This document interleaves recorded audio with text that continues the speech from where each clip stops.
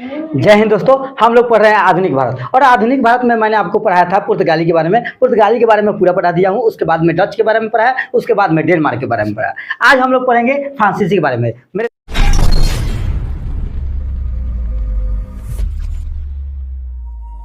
मेरे दोस्त, यदि मेरे चैनल पर नए होंगे तो आप प्ले लिस्ट में जाकर पहला वीडियो देख लीजिएगा, ठीक है। आपको पीडीएफ पूरा भी मिल जाएगा। आप कमेंट कीजिएगा कि हमें पीडीएफ चाहिए, आपको जवाब भी मिल जाएगा कि पीडीएफ कहाँ मिलेगा। मेरे दोस्त, आज हम पढ़ेंगे फ्रांसीसी के बारे में। फ्रांसीसी ने आया तो क्या किया, इनके कार्य क्या था और ये कब आए, ये सब चीज़ों के बारे में हम जानेंगे। तो देखिए मेरे दोस्त, जो फ्रांसीसी है ये लुई 14वें, कौन सा लुई, क्या नाम बताएं बबुआ, लुई। हाँ, लुई 14वें के मंत्री कौन थे, कालबर्ट। कौन थे, कालबर्ट। कालबर्ट, वेरी गुड। कालबर्ट द्वारा 1664 में, कब, कालबर्ट द्वारा 1664 ईस्वी में फ्रेंच ईस्ट इंडिया कंपनी की स्थापना हुई। कौन सा ईस्ट इंडिया, फ्रेंच, बोलिए, फ्रेंच ईस्ट इंडिया कंपनी की स्थापना हुई।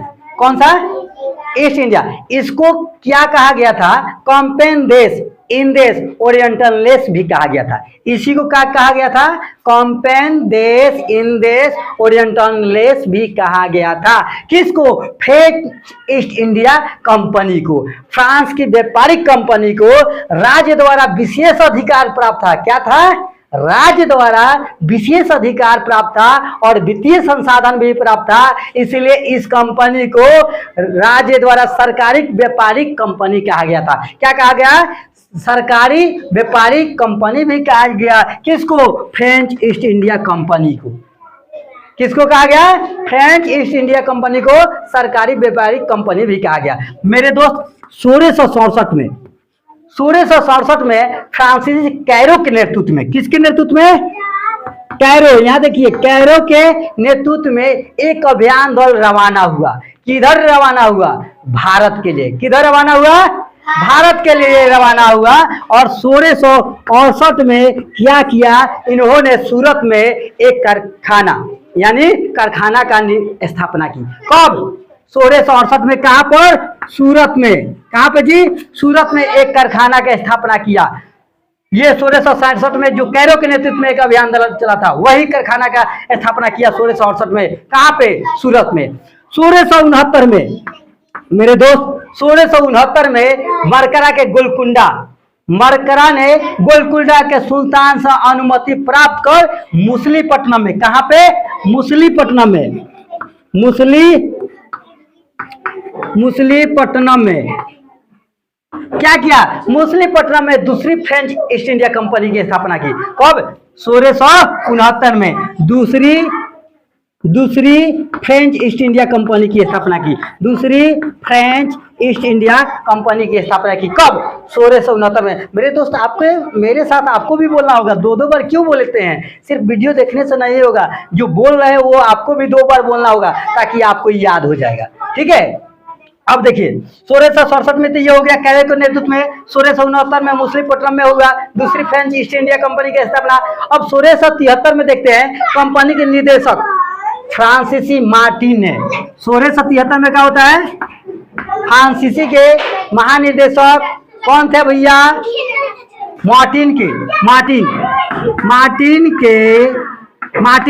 मार्टिन के गोलकुंडा के सूबेदार कौन थे, शेर खां लोदी।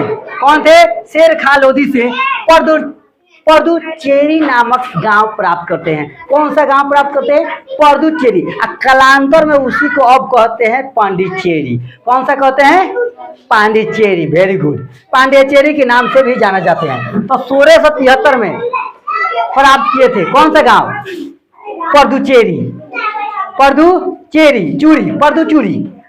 पर्दुचूरी गांव प्राप्त किए थे। और कालांतर में क्या जाना जाता है, पांडिचेरी। तक किससे प्राप्त किए थे, तक शेर खां लोदी से।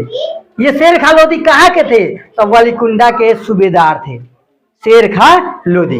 और 1673 में गांव प्राप्त करते हैं पर्दुचूरी, और इसी समय उसका नाम हो गया है पांडिचेरी, ठीक है। अब देखते हैं 1674 में बंगाल के सूबेदार शाइस्ता खां द्वारा फ्रांसीसियों के प्रदत्त के स्थान पर क्या करते हैं कि 1690 और 92 में एक चंद्रनगर की स्थापना करते हैं। कौन सा नगर?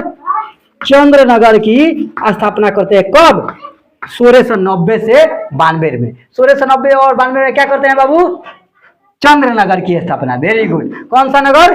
चंद्रनगर की स्थापना करते हैं। किनके द्वारा? तब बंगाल के सूबेदार शाइस्ता खां द्वारा।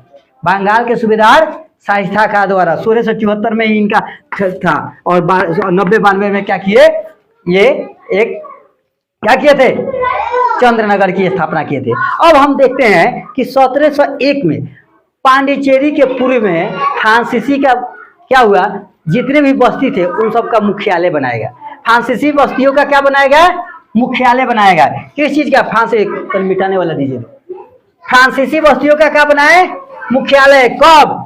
1701 में। 1701 में फ्रांसीसी बस्तियों का मुख्यालय बनाया गया और मार्टिन ने भारत में फ्रांसीसी मामलों को महानिदेशक चुना गया। किसको? मार्टिन को। मार्टिन को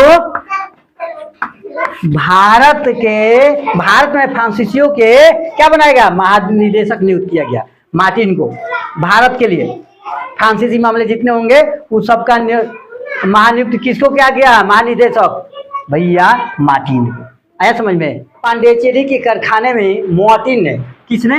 मार्टिन ने क्या किया था? फोर्ट लुई की स्थापना किया था। उस कारखाने में फोर्ट लुई का निर्माण करा दिया था। किसने? पांडिचेरी के कारखाने में।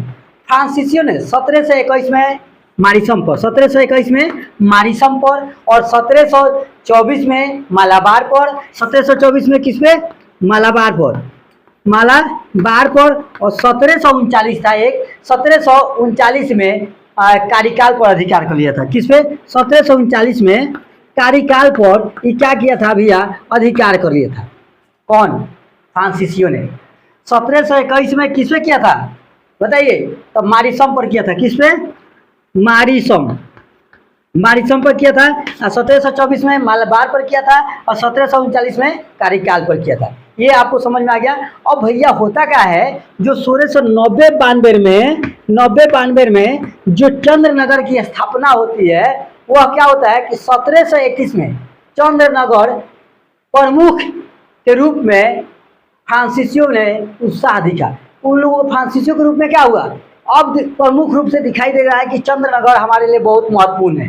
ठीक है। उसके बाद में क्या होता है? और 1742 के बाद फ्रांसीसी व्यापारिक लाभ कमाने की दृष्टि से अब राजनीतिक अपेक्षा करने लगे, जिस कारण अंग्रेज और फ्रांसीसियों के बीच में एक युद्ध हुआ।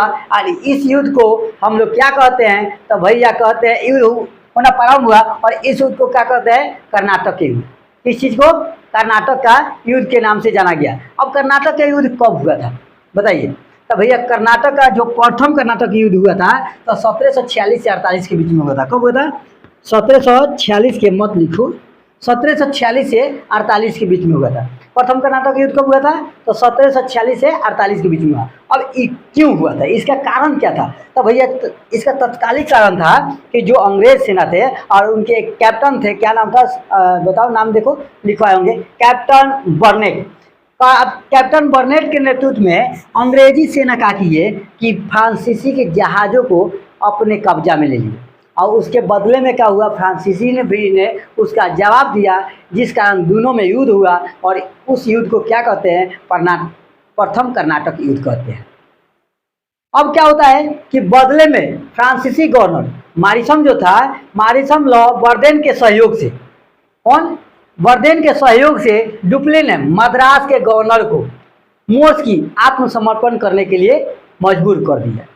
अब मजबूर कर दिया तो भैया यूरोप में अंग्रेज और फ्रांसीसियों के बीच अब ऑस्ट्रिया में लड़े जा रहे उत्तराधिकारी के लिए क्या किया लोग कि संधि करना शुरू किया। उसके लिए संधि होने पर भारत में इन दोनों कंपनियों के बीच संघर्ष समाप्त हो गया। ठीक है। दोनों को मीटिंग रखा गया, कहा गया कि किस लिए लड़ रहे हैं और दोनों को समझाया गया। उसके बाद में बीच में संघर्ष खत्म हो, समझिए। अब हम आगे पढ़ेंगे द्वितीय कर्नाटक युद्ध। क्या? द्वितीय कर्नाटक युद्ध। तब भैया द्वितीय कर्नाटक युद्ध कब होता है? तो 1749 से 54 ईस्वी।